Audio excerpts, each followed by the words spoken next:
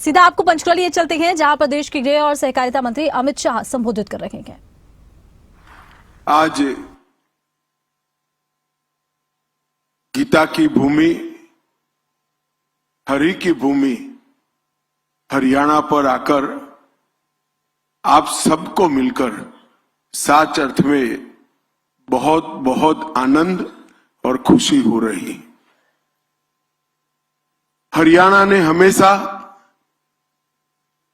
देश की खाद्य सुरक्षा, दूध उत्पादन और खेलों के मैदान में देश के लिए पदकों की झड़ी लगाने का काम हमारे हरियाणा ने किया है। मोर्चा कोई भी हो, मैदान कोई भी हो, हरियाणा का किसान, हरियाणा का जवान और हरियाणा का खिलाड़ी, इसने हर मोर्चे पर हमारे तिरंगे को शान से ऊपर उठाने में भारत का सम्मान किया। आज भी देश के विकास का इतिहास जब कोई अध्ययन करता है तो वो कालखंड को भूल नहीं सकते। उस वक्त तो हमारी आबादी बहुत कम थी, फिर भी वो आबादी को खाने के लिए अमेरिका से लाल गेहूं मंगाने पड़ते थे। ये हरियाणा और पंजाब की ही भूमि है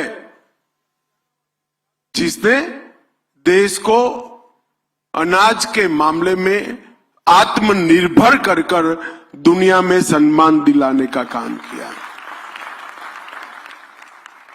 छोटा सा प्रदेश होने के बावजूद कोई भी सीएपीएफ उठाकर देख लो, तीनों सेनाएं देख लो, आबादी के अनुपात में सबसे ज्यादा जवान मां भारती की रक्षा के लिए देने का काम हमारी हरियाणा की वीर माताएं करती। और उनकी बहादुरी के चलते ही कई सारे आक्रमण सफलता के साथ भारत की सेनाएं और भारत के सशस्त्र बल विफल कर पाए। और धाकड़ हरियाणा के धाकड़ खिलाड़ी हरेक खेल में देश का मेडल की तालिका में ऊपर उठाने का काम करते हैं। जो हरियाणा इतिहास से भी जुड़ा है,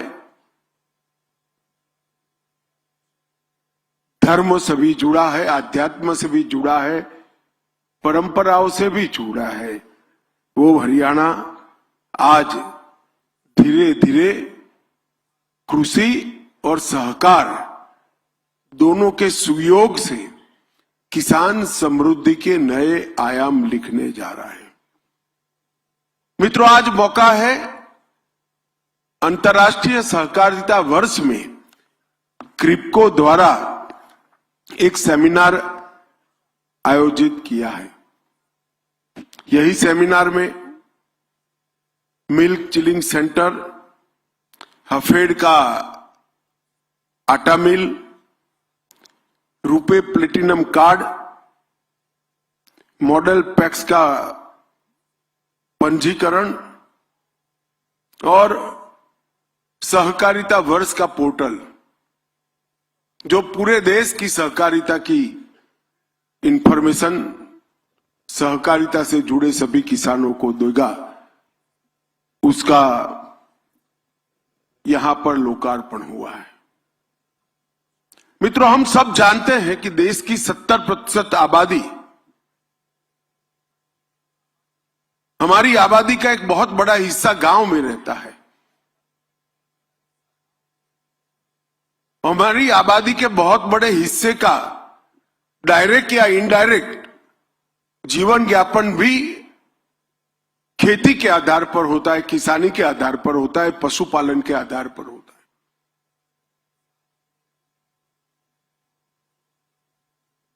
अगर हम कृषि को और पशुपालन को एक स्वतंत्र रूप में, आइसोलेशन में, व्यवसाय के रूप में देखें तो वो बहुत सारे लोगों को रोजगारी देते हैं। देश में सबसे ज्यादा रोजगारी अगर कोई दो सेक्टर से निर्मित होती है तो कृषि और पशुपालन से होती है। मगर कृषि और पशुपालन के साथ कोऑपरेटिव को जोड़ते हैं तो ये 125 करोड़ लोगों को रोजगारी के साथ समृद्ध बनाने का काम भी एक कोऑपरेटिव कर सकता है। अभी मैं यहां आया था एक डेयरी प्लांट के लोकार्पण। हमारे पशुपालक सुबह 3 बजे से बहनें पशुपालन के काम से लगती है और शाम को 7 बजे तक पशु के पीछे पूरा दिन जाता है। अगर वही दूध गांव की दुकान में अगर वो बेचते हैं तो उनको मिलने वाला पैसा और कोऑपरेटिव डेयरी के माध्यम से मिलने वाले पैसे में 70% का अंतर है, 70% का अंतर है। ये जो मुनाफा है वो पशुपालन के लिए मेहनत करने वाली मां का है, बेटी का है, मगर उसके पास पूंजी नहीं है। वो दूध को पेस्चुराइज कर कर दिल्ली के बाजार में बेचने के लिए पूंजी नहीं है, कौशल भी नहीं है। उसका दही बनाकर, इसका चीज, पनीर, बटर बनाकर बेचने का कौवत नहीं है।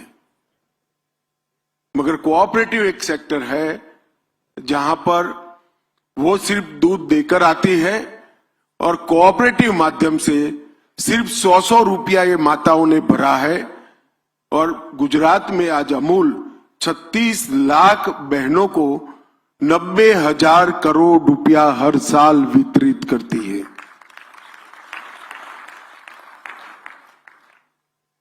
इतने ही दूध को अगर हम बाजार में बेच देते हैं, बाजार मूल्य से बेचते हैं, तो वो 12,000 करोड़ में बिकता है।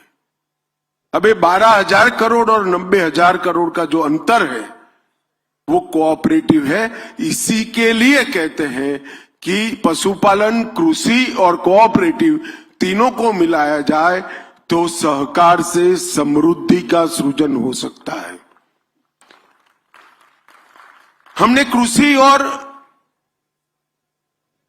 पशुपालन को हमेशा रोजगारी की दृष्टि से देखा है, मगर नरेंद्र मोदी जी ने केंद्र में सहकारिता मंत्रालय की स्थापना कर एक नया मंत्र दिया, सहकार से समृद्धि। अब रोजगार के साथ साथ समृद्धि को भी जोड़ने का काम किया है। अभी मैं पार्लियामेंट की सहकारिता मंत्रालय की परामर्शदाता समिति को लेकर गया था, वहां बहनों के संवाद करता था। मुझे संवाद की शुरुआत में बताया गया कि यहां वही बहनें बैठी हैं जो साल में 50 लाख रुपया से ज्यादा इनकम कर रही है, वही बहनें बैठी हैं। अब सिर्फ दूध और गोबर डेयरी को देकर 50 लाख से ज्यादा आय जिनकी है, ऐसी 100 से अधिक बहनों के साथ मैंने खुद संवाद किया है और मैं 3 तहसील की बात कर रहा हूं। ये पोटेंशियल भारत की हर तहसील में पड़ा है। जरूरत है इसका दोहन करने की। मोदी जी ने अपनी सरकार आने के बाद कृषि के आधार को भी मजबूत किया और कोऑपरेटिव के माध्यम से मजबूत की हुई कृषि को किसान को समृद्ध बनाने के लिए उपयोग करने का काम किया। कम पानी, कम केमिकल और कम जोखिम, रिस्क, ये नई कृषि नीति की नींव है। इरिगेशन को वैज्ञानिक तरीके से कर कम पानी में ज्यादा फसल लेना, प्राकृतिक खेती के माध्यम से फर्टिलाइजर का उपयोग कम करना और भूमि के परीक्षण से ऐसे क्रॉप का चयन करना जिसमें रिस्क कम से कम हो। Soil health, water security, institutional credit, market access, product का प्रोसेसिंग, पैकेजिंग और मार्केटिंग, ये सबसे के माध्यम से किसान की आय बढ़ाना और धीरे धीरे सब्सिडी निर्भर कृषि की जगह सस्टेनेबल कृषि, सातत्यपूर्ण मुनाफा कमाने वाली कृषि की दिशा में हमारा देश आगे बढ़ा है। और इसके लिए जल और मिट्टी की सुरक्षा, उसका परीक्षण, ऑर्गेनिक फार्मिंग, क्लाइमेट चेंज का प्रभाव कम करने वाली खेती, डिजिटल कृषि मिशन और कोऑपरेटिव, इस सभी वर्टिकल्स को हमने आगे बढ़ाने का काम किया है। और मैं कुछ बातें किसानों के सामने रखना चाहता हूं। 2014 में जब मोदी जी आए तब इस देश का कृषि बजट 22,000 करोड़ रुपया था। जरा ध्यान से सुना है सबने? मैं फिर से बोलता हूं, 2014 में मोदी जी प्रधानमंत्री बने तब इस देश का कृषि बजट 22,000 करोड़ रुपया था। कितना था? और अब 22,000 करोड़ के कृषि बजट को बढ़ाकर 1,27,000 करोड़ करने का काम भारतीय जनता पार्टी की सरकार ने। ग्रामीण विकास का बजट जो कमोबेश कृषक जहां रहता है वो क्षेत्र के विकास के लिए होता है, गांव के विकास के लिए होता है, वो 80,000 करोड़ था। और आज 80,000 से बढ़ाकर ग्रामीण विकास का बजट 1,87,000 करोड़ करने का काम ये भारतीय जनता पार्टी की सरकार। मैंने शुरुआत के दिनों में देखा है, अगर गांव के बोरवेल की मोटर भी चली गई तो सरपंच रिपेयर नहीं करा पाते थे, किराए की जीप कर सचिवालय के धक्के खाते थे। आज कोई सरपंच ऐसा नहीं है, और हरियाणा में तो जरा भी नहीं है। अभी अभी चुनाव गया, मैं हर गांव में जाकर बजट पढ़ता था, जिसको 10 साल में 10 करोड़, 20 करोड़, 25 करोड़ रुपया गांव के विकास के लिए न मिला हो, ऐसा कोई गांव नहीं। और ये बहुत बड़ा परिवर्तन अप्रोच का है। फसल बीमा को ज्यादा उपयोगी बनाया गया। प्रधानमंत्री किसान सम्मान निधि हर किसान को 6,000 रुपया हर साल। एग्रीकल्चर इंफ्रा फंड में 1,00,000 करोड़। ई नाम के माध्यम से उचित दाम मिले। श्री अन्न मिशन, दलहन तिलहन मिशन, डेयरी सेक्टर की चक्रीय व्यवस्था, कई प्रकार के इनिशिएटिव हमने लिए और लगभग 1,00,000 करोड़ रुपया, 93,000 करोड़ रुपया, जो योजना पूरी होते होते 1,00,000 करोड़ की हो जाएगी। इसके माध्यम से 1,00,000 हेक्टेयर भूमि सिंचित करने का काम भी ये 10 साल में आगे बढ़ाया गया। मित्रों, ढेर सारे काम कृषि के लिए कर कृषि को मजबूत करा, और जो उपज किसान कृषि के माध्यम से पशुपालन के माध्यम से बना रहा है, इसका पूरा मुनाफा किसान के पास जाए, इसलिए सहकारिता मंत्रालय की स्थापना की। हमने पैक्स के मॉडल बायलॉज बनाए। पैक्स के साथ अभी हमने मल्टीपर्पज पैक्स का किसानों को सर्टिफिकेट दिया। हमने उर्वरक वितरण, कीटनाशक वितरण, कृषि उत्पादों का सफाई, ग्रेडिंग, मार्केटिंग, दवाइयों की दुकान, पेट्रोल पंप, गैस की एजेंसी, पानी का वितरण, ये सभी चीजों को पैक्स के साथ जोड़ने का काम किया। लगभग 30 अलग अलग आयामों को पैक्स के साथ जोड़कर हमने पैक्स को मजबूत करने का काम किया है। 3 राष्ट्रीय स्तर पर मल्टी स्टेट कोऑपरेटिव बनाए, एक किसानों की उपज को एक्सपोर्ट करने के लिए, एक ऑर्गेनिक प्रोडक्ट के मार्केटिंग के लिए और एक बीज के उत्पादन के लिए। डेयरी क्षेत्र में भी 3 नए हमने राष्ट्रीय स्तर पर कोऑपरेटिव बनाए हैं और इस सब के माध्यम से किसान की आय बढ़ाने का एक नींव डालने का काम किया है। मित्रों, मुझे पूरा विश्वास है, जब अमूल की स्थापना की तब 2000 लीटर दूध रोज का अमूल इकट्ठा करता था। आज देश भर में कई करोड़ों लीटर दूध इकट्ठा करता है और 1,23,000 करोड़ का टर्नओवर है। मुझे विश्वास है कि 15 साल बाद इस देश में मिनिमम 20 अमूल खड़े होंगे जो किसानों के लिए काम करने वाली संस्थाएं होंगी। ऐसी नींव डालने का हमने काम किया है। नायब सिंह जी बैठे हैं। मैं तो कई बार सोचता हूं कि कहां से इनमें इतनी हिम्मत आती है।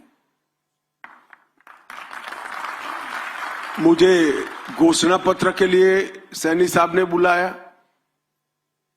तो चुनाव का घोषणा पत्र था, पार्टी की ओर से मुझे पब्लिक के सामने रखना था। अगले दिन भेजा, मैंने पढ़ा 24 फसलों पर को एमएसपी पे खरीदना। मैंने फोन किया, पौना बजा था, फिर भी जगह है सैनी को। मैं को भाई सैनी, ये पढ़ा है क्या आपने? 24 फसलें खरीद पाओगे? तो ऐसे ही विनम्रता से कहते हाजी खरीद लेंगे, आप चिंता मत करो, पढ़ जाओ एक बार। और मैं बधाई देना चाहता हूं, हरियाणा देश का ऐसा पहला राज्य है जो 24 फसलों को एमएसपी पर खरीदने का काम करता है।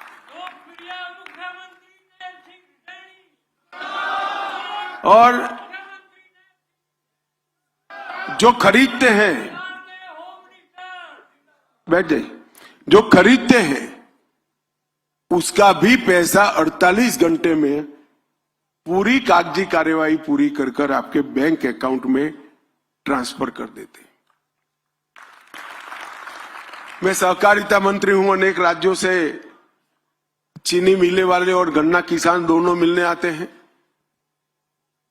अब सैनी जी के कारण देश भर की सरकारों की हालत खराब है, क्योंकि सबसे ज्यादा गन्ना का दाम अगर कोई राज्य में दिया है तो सैनी ने हरियाणा में देने का काम किया।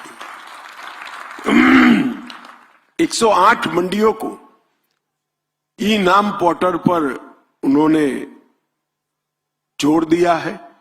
पर ड्रॉप मोर क्रॉप योजना में 85% सब्सिडी आज हरियाणा सरकार देती है। कृषि भूमि पट्टा विधेयक भी लेकर आए और ऐसे टोलों तक पानी नायब सिंह ने पहुंचाया जहां पिछले 40 वर्षों से कभी पानी नहीं पहुंचा था। ये बहुत बड़ी उपलब्धि है। और 2088 अमृत सरोवर बनाकर पानी को नीचे पहुंचाने की भी व्यवस्था की है। हरियाणा में ढेर सारी इंडस्ट्री है, गुड़गांव है, जीएसटी भी आता है, इनकम टैक्स का हिस्सा भी बड़ा आता है। मगर मैं स्पष्ट रूप से मानता हूं कि हरियाणा का किसान अगर खुश नहीं है तो हरियाणा की सरकार ठीक नहीं चल रही है। और नायब सैनी ने हरियाणा के किसान को हंसता कर दिया, ये सबसे बड़ी उपलब्धि है। मित्रों, आज क्रिप्को ने यहां पर इस सम्मेलन आयोजित किया है। लगभग 7,000 सहकारी समितियां क्रिप्को के साथ जुड़ी है। हजीरा और शाहजहांपुर मतलब उत्तर प्रदेश और गुजरात में 2 परिसरों के माध्यम से 34 लाख मेट्रिक टन यूरिया ये बनाते हैं और 10 lakh metric ton complex fertiliser का सेल करते हैं और 6.5 लाख टन डीएपी विदेश से सस्ते दामों से ये लाकर वितरित करने का काम करते हैं। एक मानों में किसान की समृद्धि के लिए क्रिप्को ने नींव डालने का काम किया है। मित्रों, आज मैं एक और बात कर जाता हूं। इस देश में बहुत बड़ा वर्ग ड्राइवरों का है, ऑटो चालकों का है और अब नया जमाना भी आया है, मोटरसाइकिल लेकर मोटरसाइकिल को टैक्सी बनाने वाले युवा भी निकले हैं। कई सारी कंपनियां देश में टैक्सी का काम करती है, मगर उसमें मुनाफा टैक्सी ड्राइवर के पास नहीं जाता है, मालिक के पास जाता है। सहकारिता मंत्रालय के इनिशिएटिव से हम 1-2 माह में ही भारत टैक्सी लेकर आएंगे, जिसका मुनाफा एक आना हमारे ड्राइवर भाई के पास जाएगा। और मुझे विश्वास है इससे रोजगार की कई नई क्षितिजें हमारे ड्राइवर भाइयों के साथ लिए खुलेगी। सिर्फ मुनाफा मिलेगा इतना नहीं, इनकी इंश्योरेंस की व्यवस्था, इनकी टैक्सी पर एडवर्टाइज की ऑर्गेनाइज व्यवस्था और ये सारा मुनाफा भी अंततोगत्वा उनके पास जाएगा। ग्राहक की भी सुविधा बढ़ेगी और टैक्सी ड्राइवर समृद्ध भी होगा। ये भारत सहकारिता टैक्सी बहुत कम समय में आने वाली है और मुझे विश्वास है देखते देखते ये भारत की नंबर 1 टैक्सी चलाने वाली कंपनी बन जाएगी, इसका मुझे विश्वास है। आज सहकारिता वर्ष के अंतर्राष्ट्रीय सहकारिता वर्ष जिसका उद्घाटन सम्माननीय मोदी जी ने किया था, इसके उपलक्ष्य में आज यहां पर ये कोऑपरेटिव सम्मेलन लिया गया है। 1 साल तक देश भर की पैक्स से लेकर एपेक्स तक सभी संस्थाओं ने सहकारिता वर्ष के माध्यम से सहकारिता के विचार को नीचे तक परकोलेट करने में बड़ी भूमिका निभाई है। भारत में सहकारिता आंदोलन लगभग 125 साल पुराना है, परंतु मैं स्पष्ट रूप से देख रहा हूं नरेंद्र मोदी जी ने जो इनिशिएटिव लिया है और 125 साल तक ये सहकारिता आंदोलन बुलंदी पर जाएगा और ग्रामीण क्षेत्र में विशेषकर समृद्धि का कारण बनेगा। आप सभी लोग यहां आए, कार्यक्रम को सफल बनाया और क्रिप्को को विशेष करके उसके चेयरमैन, इनके बोर्ड ऑफ डायरेक्टर भी यहां बैठे हैं, इस सभी को मेरी हृदय पूर्वक की बहुत बहुत शुभकामनाएं और बधाई। मेरा आप सभी को प्यार भरा धन्यवाद। नमस्कार। आपके ओजस्वी उद्बोधन के लिए बहुत बहुत आभार। सम्मेलन का आयोजन किया गया था और इस दौरान गृहमंत्री की तरफ से हरियाणा के मुख्यमंत्री नायब सिंह सैनी की तारीफ की गई और कहा गया कि हरियाणा में 24 फसलें एमएसपी पर खरीदी जा रही हैं। ये अपने आप में एक बड़ा कदम है और साथ ही उन्होंने कहा कि हरियाणा देश का सबसे ज्यादा गन्ने का मूल्य देने वाला राज्य है। सहकारिता विभाग में किस तरह के नए आयाम स्थापित किए जाएंगे और किसानों को ज्यादा से ज्यादा फायदा पहुंच सके, इसको लेकर भी लगातार काम किए जा रहे हैं और उसका जिक्र देश के सहकारिता एवं गृह मंत्री की तरफ से किया गया। निदेशक क्रिप्को से निवेदन करता हूं, कृपया धन्यवाद ज्ञापन के लिए पधारें।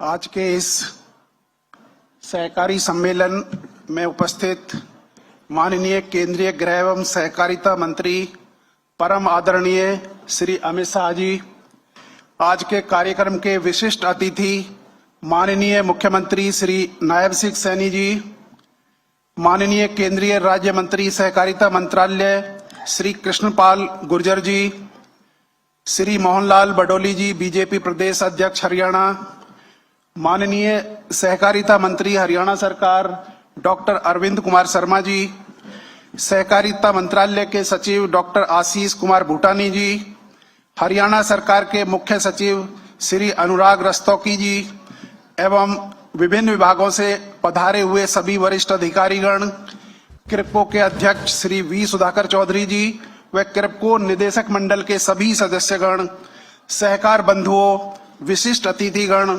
मीडिया के मित्रों, देवियों और सज्जनों,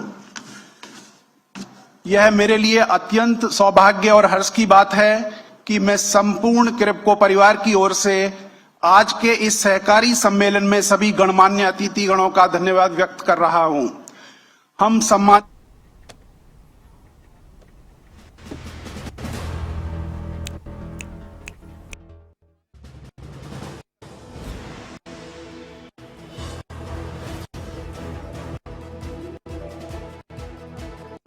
मंत्रालय द्वारा दिए गए उद्देश्यों को समय से पूरा करने के लिए लगातार प्रयास करते रहेंगे।